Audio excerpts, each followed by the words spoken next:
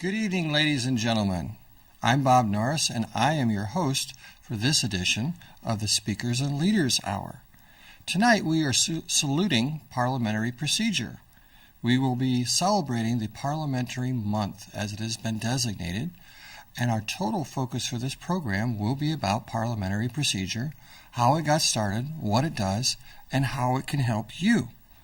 And to start with, I will be reading a proclamation from the Mayor of Fort Wayne, His Honor Thomas C. Henry. Whereas it is appropriate to honor Thomas Jefferson, author of the first American Manual of Parliamentary Practice in his birth month, and whereas it is fitting to honor Henry Martin Robert, author of Pocket Manual of Rules of Order for Deliberative Assemblies, more commonly known as Robert's Rules of Orders, and whereas it is time to reflect upon the importance of parliamentary procedure in the meetings of both public and private organizations, and whereas it is important to remember the correct use of parliamentary procedure, protect the rights of the majority, the minority, individual members, absentees, and all those together, all the while fostering orderly deliberation, and whereas Fort Wayne's own Robert W. Lyman Chapter number 33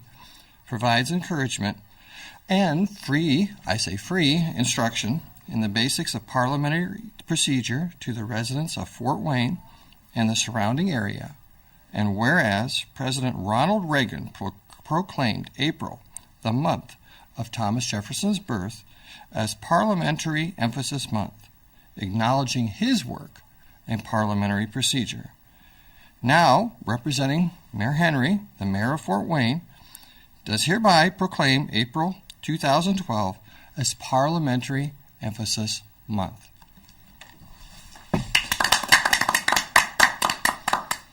We have some great guests for you tonight, but before we start with our guests, I would like to remind everyone that is watching us at home that this is a live call-in program. So if you have some comments, some questions that you would like to know about parliamentary procedure, you'll see our number on the screen, 422-3902. Please feel free to call us and ask questions. We have some great guests tonight. We have Marlene Purdy, who is the past District 28 Governor. We have Tom Haller, DTM, President of the Advanced Speakers and Leaders Toastmasters Club. And we have Bonnie Hazen, member of Bob Lyman Chapter number 33, the American Institute of Parliamentarians. We will start out tonight with some history about parliamentary procedure with Mr. Tom Haller. Tom.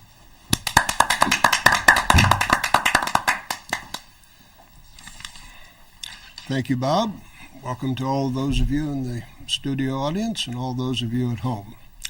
If we are to avoid repeating history, and I would strongly recommend that we do so, for much of history is just not really that much fun at all, except to study about.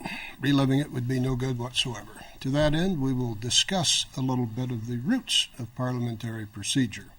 Now, presumably from the earliest days, cavemen sat around and made plans. Common sense would dictate that it's not enough to just be the biggest caveman with the biggest club. If you're going out hunting a saber-toothed tiger, everybody has to be in agreement on what you're doing, or your size will avail you nothing. But the first particular instance that I'm aware of in which parliamentary procedure was practiced happened in ancient Sparta. It was during the Peloponnesian Wars, which were wars between various Greek states, principally Sparta and Athens.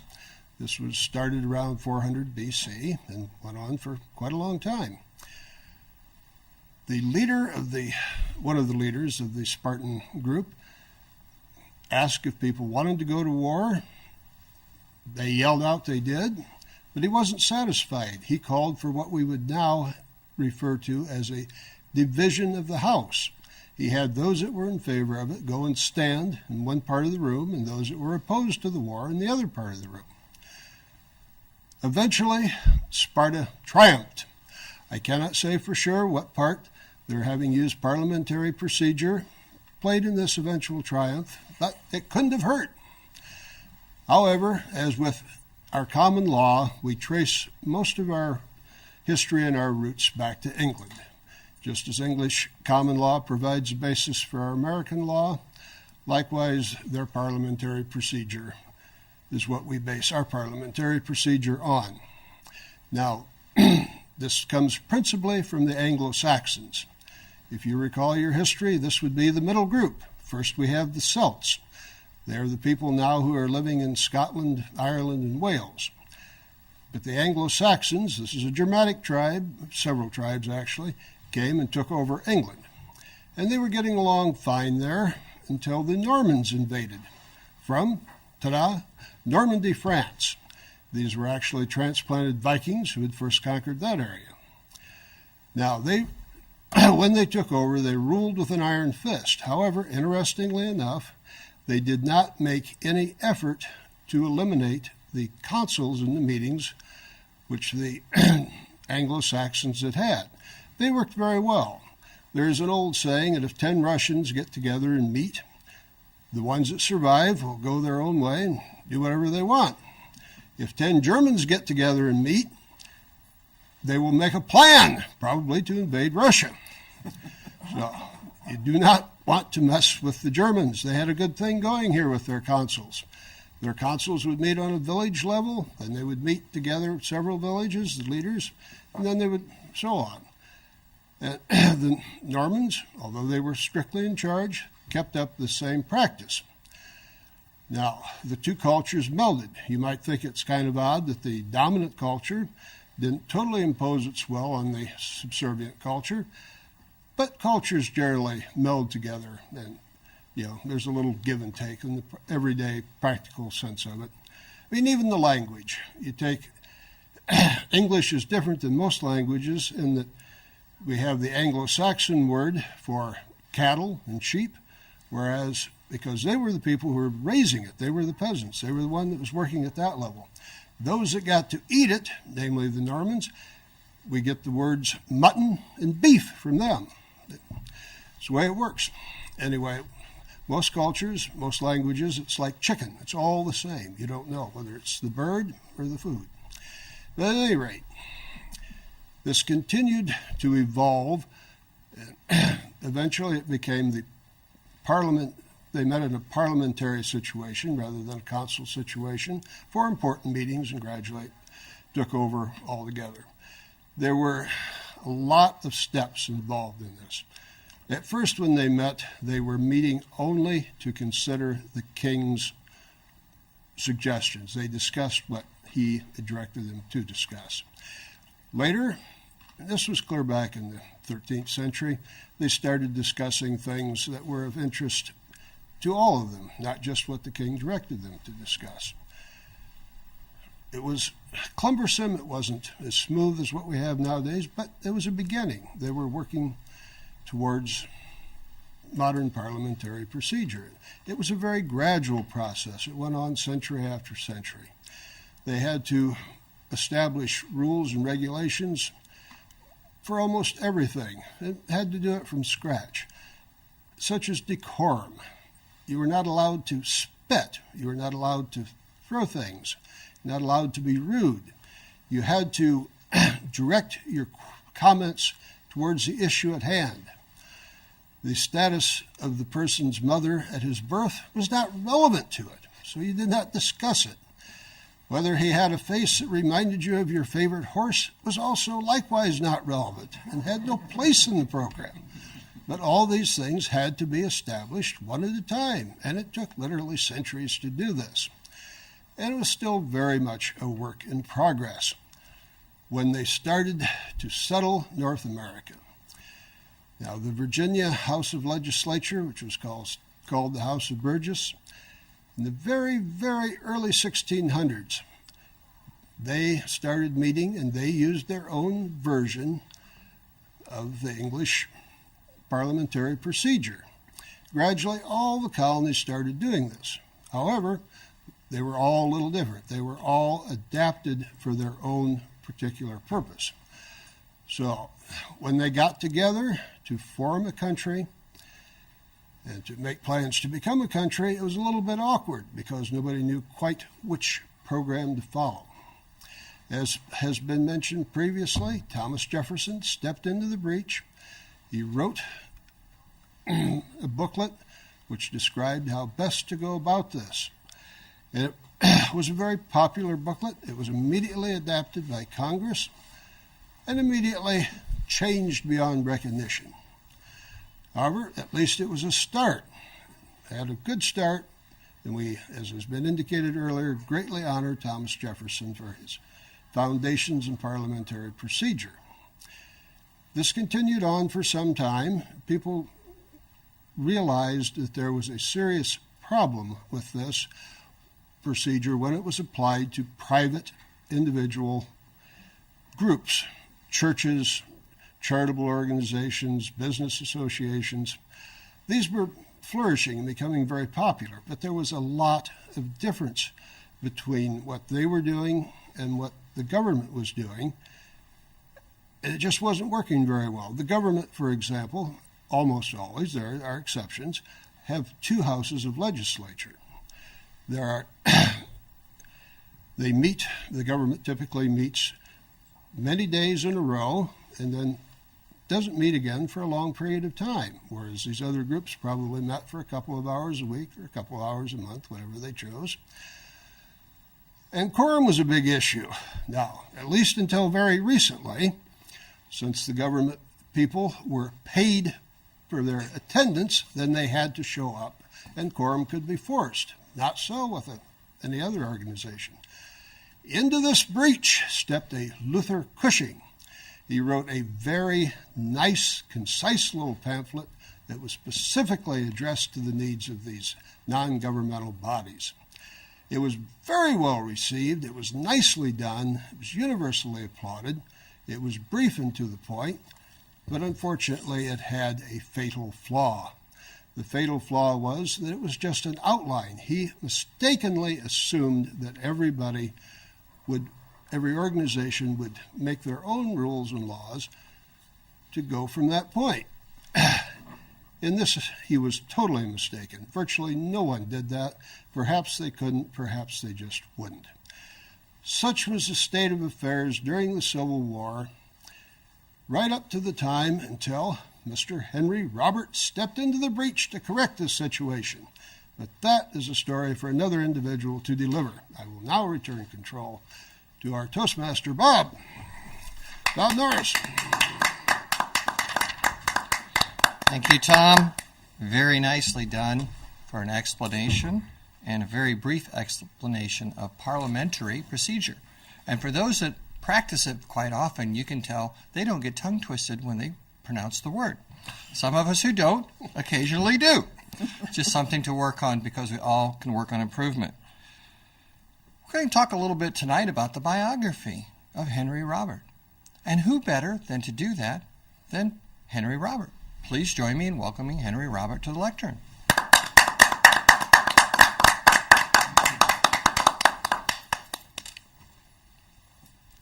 Thank you very much, Bob Norris. Good evening, everyone. I am indeed the ghost of Henry Martin Robert.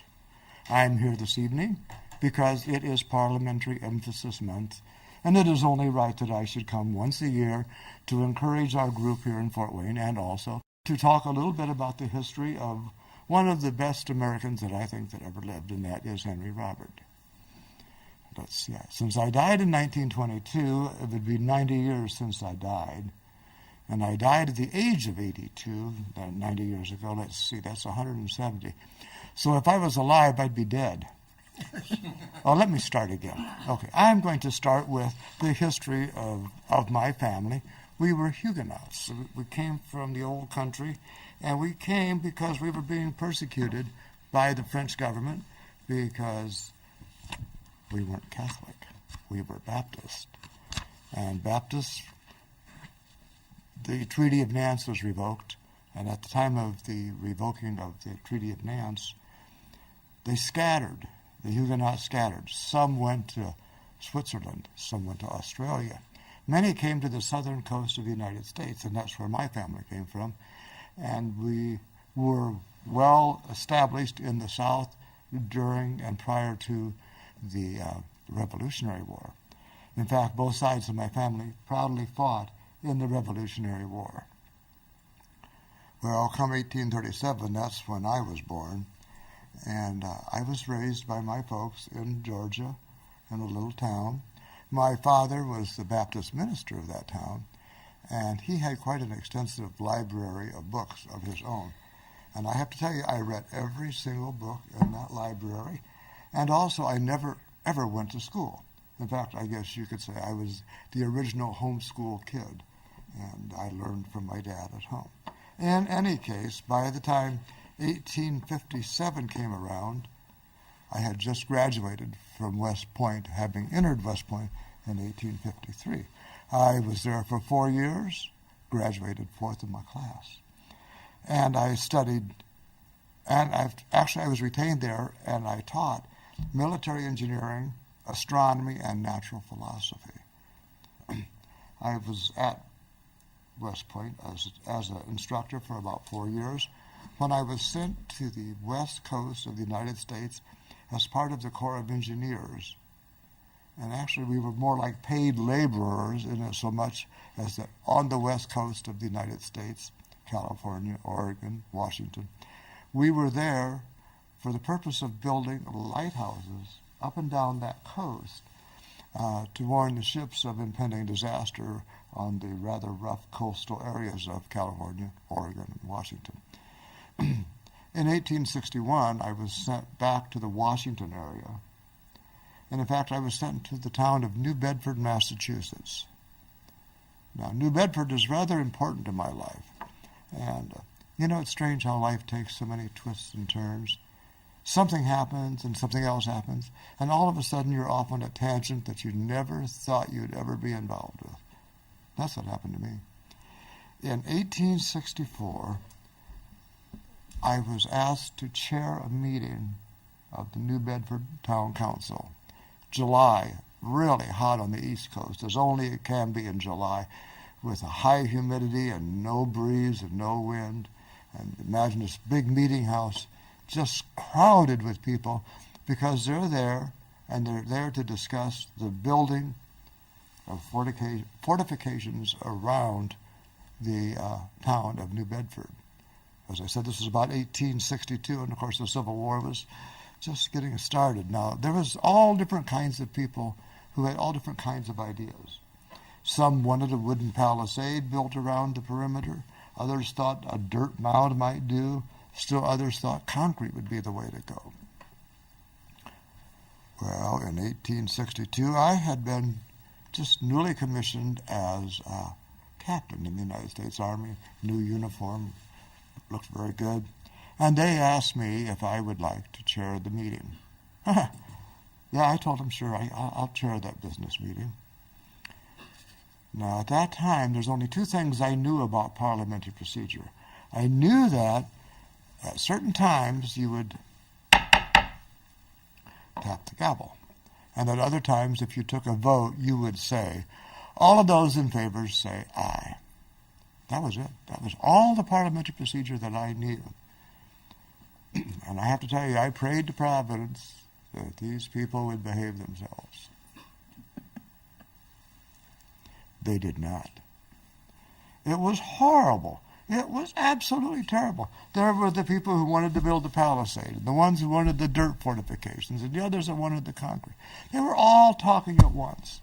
At that time, I didn't know that you could have one person speak at a time, and then somebody else speak on the opposite side of the issue.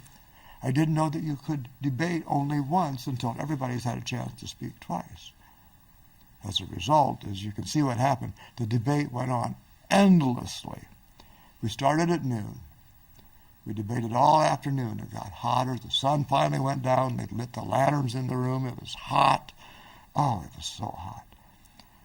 By 2 a.m., 14 hours after this meeting started, 4 a.m., or 2 a.m., nothing had been decided except for the fact that each group was more thoroughly convinced than they were when they started that this is the way to do it. No, this is the way to do it. No, this is the way to do it.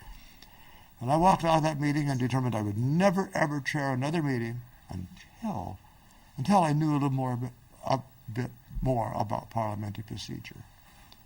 Now, the name Luther Cushing was mentioned a few moments ago, and indeed he did write a book, and it was well received, and as was pointed out, he left the final details to each group to figure out for themselves, which they either did not or could not do. The net result is that the book wasn't very efficient. Well, I didn't know where to turn to learn more about parliamentary procedure. I knew that Thomas Jefferson wrote a manual. But in New Bedford, I found a book called, and this is quite a title for a book, and it has a lot of hubris attached to it, The Compendium of Universal Knowledge. Can't you just see writing that on a book title? The Compendium of Universal Knowledge. Had everything in it. And it had 2 pages on the basics of parliamentary procedure. I laboriously copied the material down and started my own little tiny pamphlet. By 1864, when I was still working on my little pamphlet, I had amassed more and more information till it became a little 15-page pamphlet that several people used when they were chairing meetings. And when I was stationed now on the West Coast, my wife and I, being good Baptists, belonged to a couple different groups. She belonged to some clubs. And we were seeing people coming from all over the country, in fact, all over the world, as a melting pot. California was indeed the place after the gold rush. And they could not decide in meetings how to decide. They spent more time arguing about the rules than they did about actually making decisions. And I could see that there was a need for a book that would be so fair and so just that everyone could agree on it, and those rules would be as clearly defined as possible. As the net result, 1876, Scott and Forsom published the first 4,000 volumes of my little book, Robert's Rules of Order. I kept 1,000 copies for myself, mainly because I was allowed to, because I had to pay for the binding of the books. The company that printed them had no faith in the fact that anybody would buy them. They thought that they had 2 lifetime supplies with that 3,000 that was left. Well, don't you know, in a very short time, all 3,000 of those were sold out, and I, using the 1,000 that were given to me, I sent them to Baptist ministers, school boards, mayors, all over the United States, people who I had met, who I knew could use a book like that. And it became a runaway bestseller. In fact, from that day to this, Robert's Rules of Order is the book that 95% of the organizations in the world use to conduct their business meetings. When I got done writing it, like any good husband, I went to my wife, Isabel, and I said, check this out, see what you think of this. And she did. And she was very direct. She said, well, Henry, that's what she called me, was Henry. She says, well, Henry, it's very complicated. You know what you ought to do? You ought to have people encouraged to form little clubs and little groups and use the book as a study guide. And then, in their little settings, they can practice parliamentary procedure without having it binding. And so that when they then get to their real club or their real meeting, they know exactly what to say and what to do. And that has happened. Since I passed in 1922, all kinds of organizations have sprung up that have learned to use my book. One of the biggest ones, one of my favorite of all, is the Toastmasters organization, who religiously follow Henry Roberts' book, Robert's Rules of Order, as their method for conducting business. It's worked for Toastmasters since 1924. It continues to work for them today.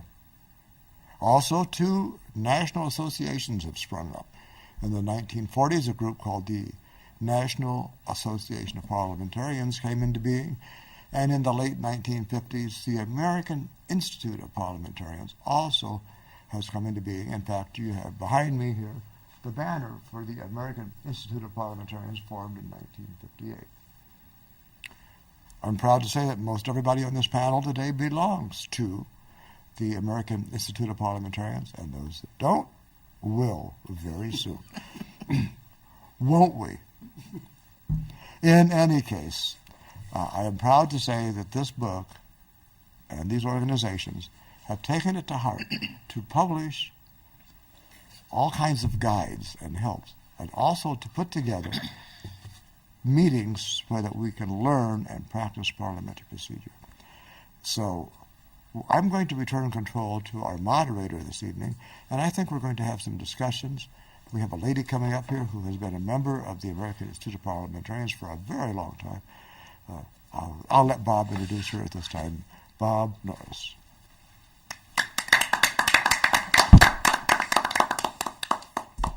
Thank you, Henry. It is our pleasure and the pleasure of the audience to have Henry's in spirit here tonight. Possibly that gives new meaning to the phrase being beside yourself. Okay, I know everyone likes a good joke, and I will work on trying to get a couple of good jokes. Next up, we have a lady. We'll be doing a workshop called Members' Rights. She is a distinguished Toastmaster, past District 28 district governor, and she is just an awesome person to have as a friend and a mentor. And please welcome Marlene Purdy.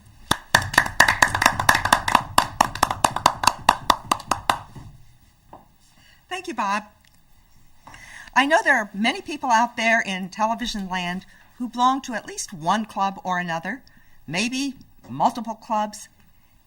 Did you know, as a club member, you may not be an officer, you may be just a plain old club member, but you have rights. And it's those rights that I'm going to be speaking about this evening. These are very much brought to fore by none other than the document that has been talked about a little bit ago, namely this good old book, Robert's Rules of Order. This particular one is the 11th edition, and Mr. Robert spoke earlier about his original, and I want to do some comparison. It went from this to this. Is that normal? Yes, probably. But much of this information is the same, and I want to speak tonight about what is your responsibility, not so much responsibility, but your right as a member. Every member has a right to play an active and contributing part in his or her organization. In other words, if you belong to the organization, you may not be an officer, you may not be on the board, but you have certain rights to be involved in this group. Number one, membership dues and voting rights. If your club has membership dues, it is your responsibility to pay those dues if you want to stay in that organization. You have to abide by the rules. Now, nothing is more frustrating than to have a group and one person wants to go off and do everything in opposition to the rules. That is not approved by, believe it or not, good old Henry. He says you must abide by the rule and you must fulfill other obligations if you're going to be part of that group. What happens if you get behind in your dues?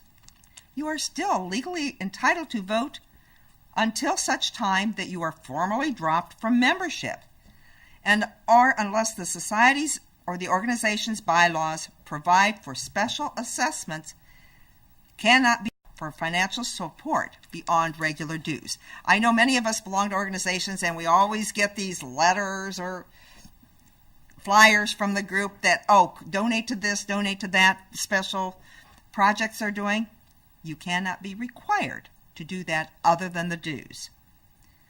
What are the 4 basic member rights as designated by Robert's Rules of Order? You have the right to attend meetings, the right to make motions, to speak in debate, and to vote. Let's go into this in a little more detail. Attendance at meetings. Members have the right to attend meetings of your group.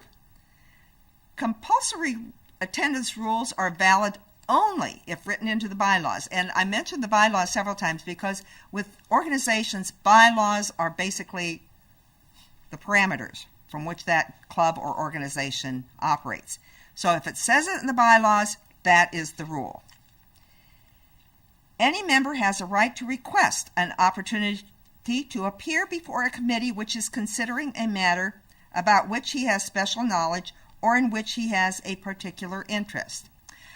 That means that normally a member would not attend a committee meeting unless they were part of that committee. However, if they have special knowledge or something germane to present to that, they can request to attend that meeting. They can't just walk in, they can request attendance. And then the committee decides, well, do we want them here or don't we want them here? That is a decision that the committee makes. And then participation in meetings may make or second motions. And unless debate is prohibited by the rules or has been limited by a 2/3 vote of the members present and voting, he has the right to discuss the merits of motion, has the right to ask questions, and has a right to vote. Now, I might add on voting, voting is an inherent part of membership in an organization. In other words, if you are a member, you have the right to vote. Member cannot be forced to vote, however. If there is an issue coming up that you don't want to vote on, you don't have to. You should abstain on questions in which he has a direct personal or pecuniary interest not common to other members. And this is also true, and sometimes we need to think about it in politics. Sometimes people get involved in issues that maybe they shouldn't be involved in.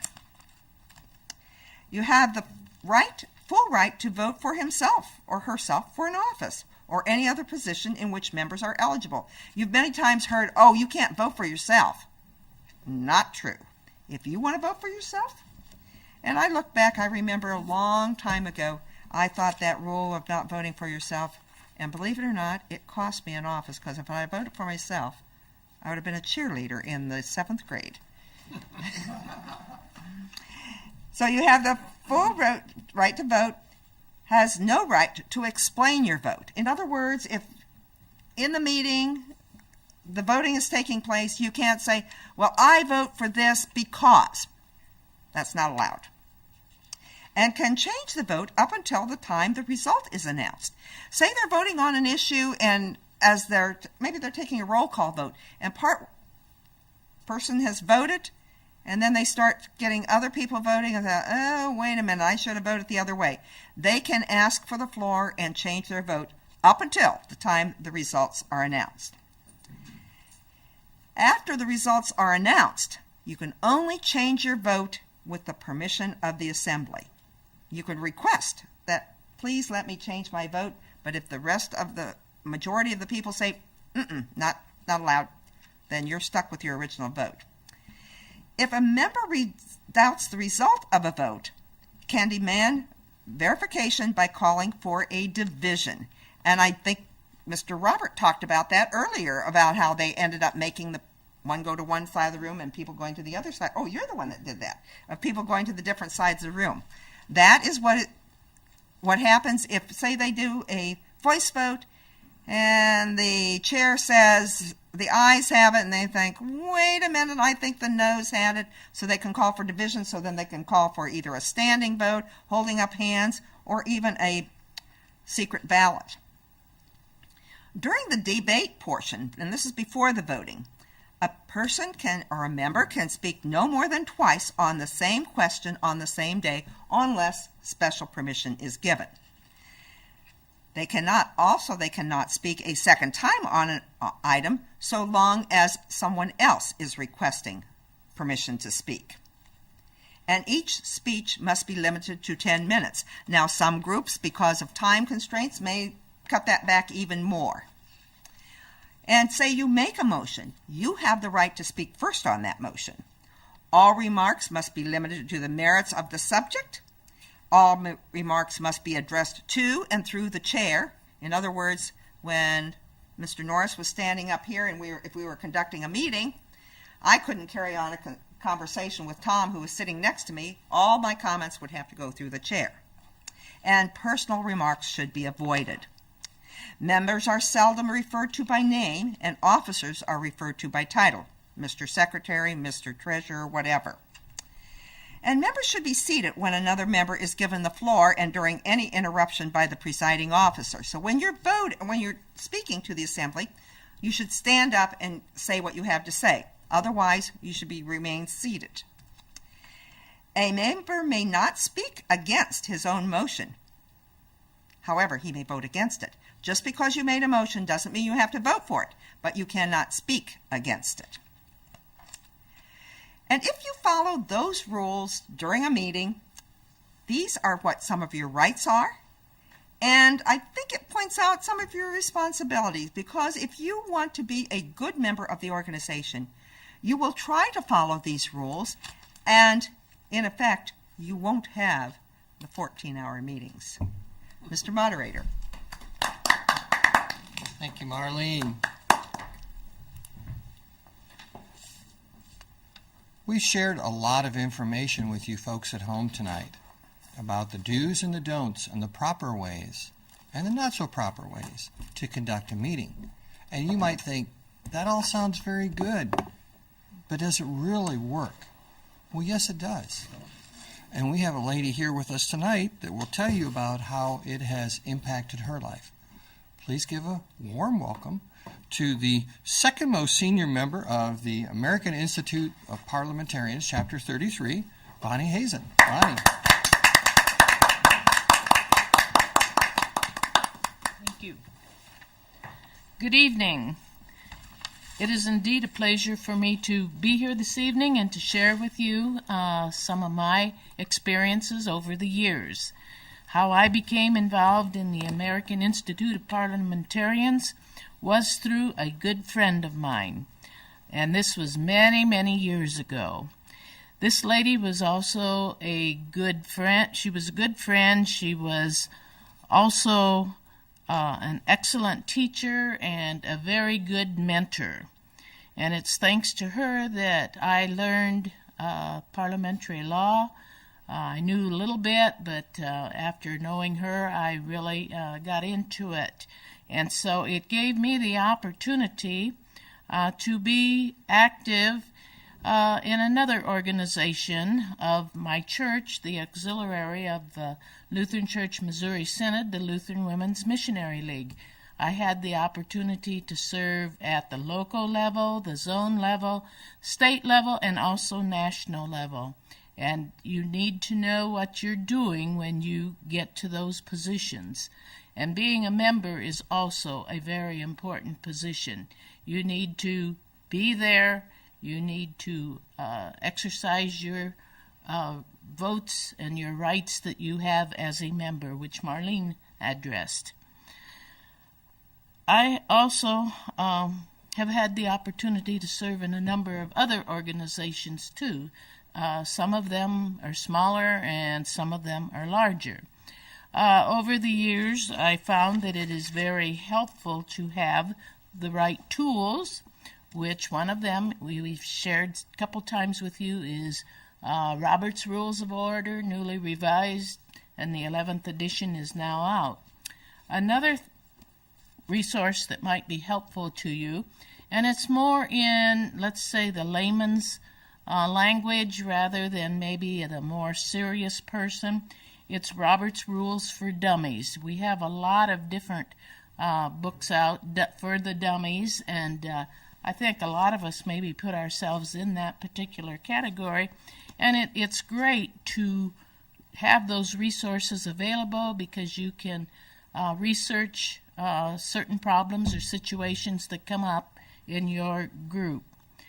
One tip that I do highly recommend is that when you're going to be in charge of a meeting, whether they say you're going to chair the meeting or you're going to be the president, is to prepare an agenda.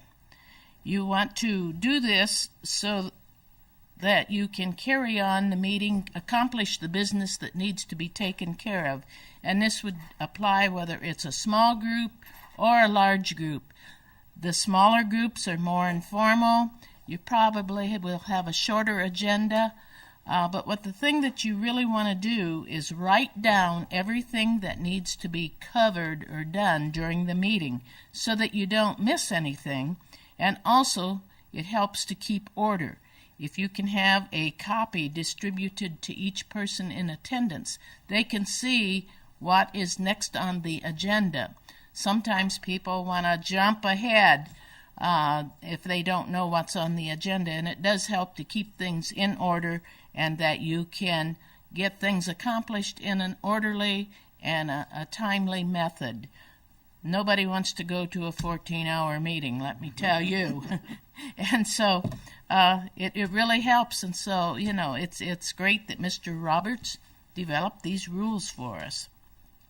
If you're in a larger meeting, then you're going to want to develop a more detailed agenda.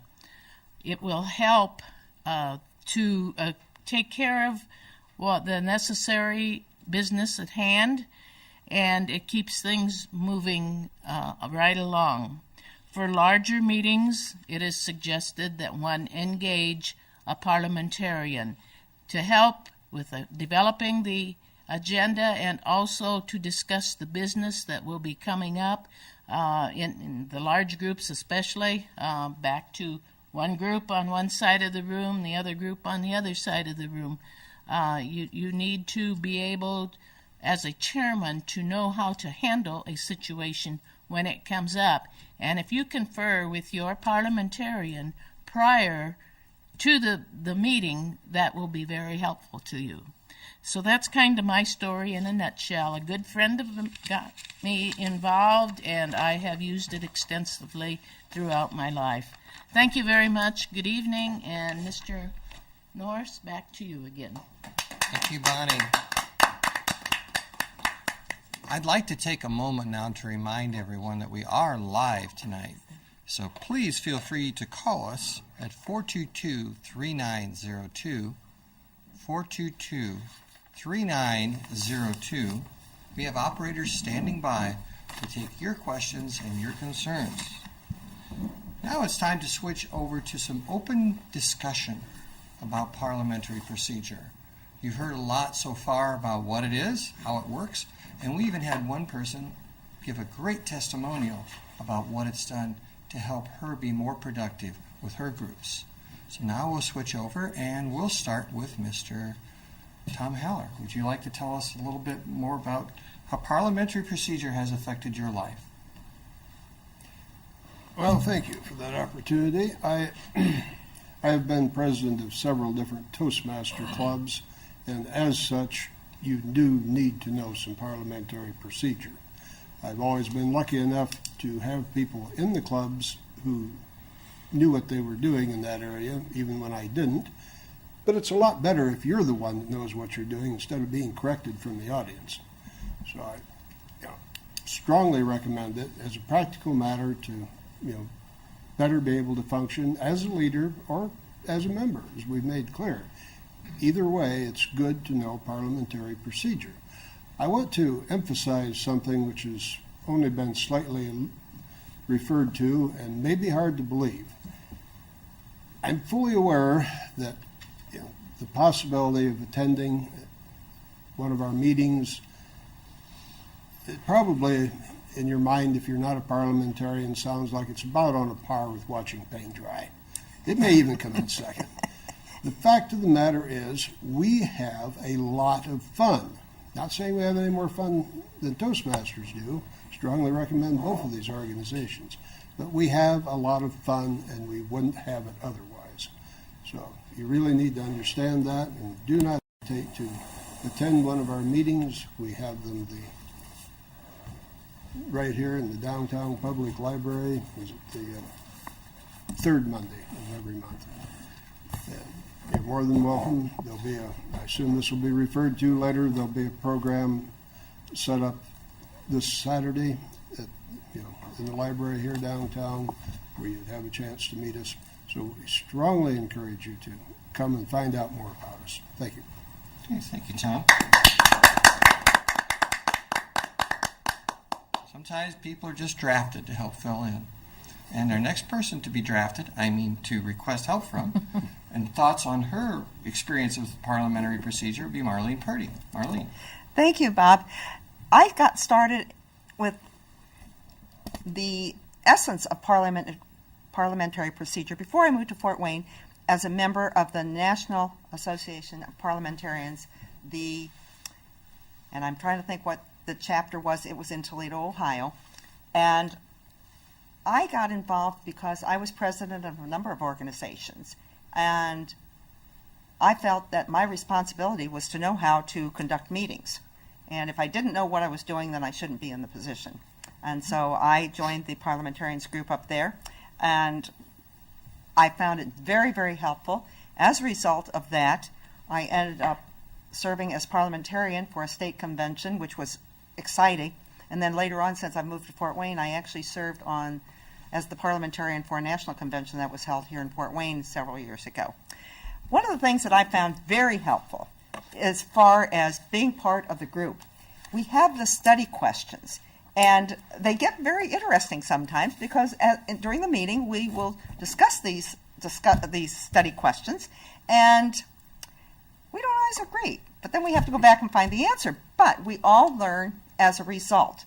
And one thing that's different in the two organizations, with the NAP, you actually have to take a test before you can actually become a regular member. And so then I joined AIP local when I came to Fort Wayne.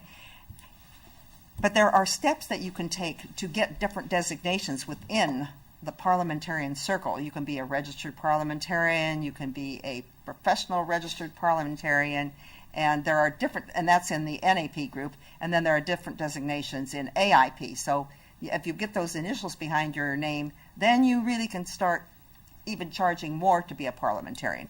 But the very first time I was a parliamentarian, I did not get paid, but it actually can be a paying proposition. Wonderful. Well, thank you, Marlene.